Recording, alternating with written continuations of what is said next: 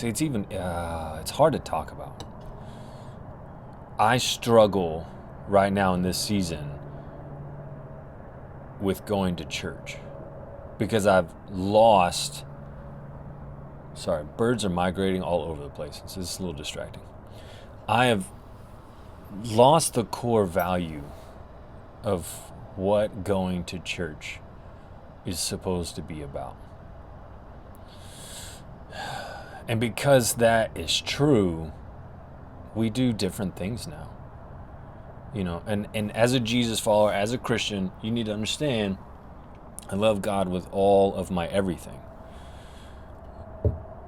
But I'm convinced kind of at this point that church does more harm to people than good.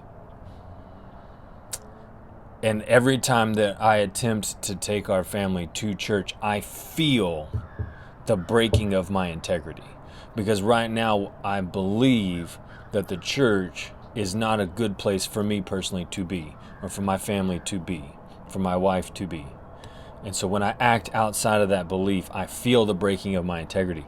That erodes my confidence in being a leader in my family, and being a man in this country, in this city, in this space. It erodes my ability to make choices based on confident living. And so that's what happens when we live outside of our integrity, when we erode our integrity. And I think there's a couple of reasons that we do that. We do that because if we actually lived based on what we believe to be valuable, right?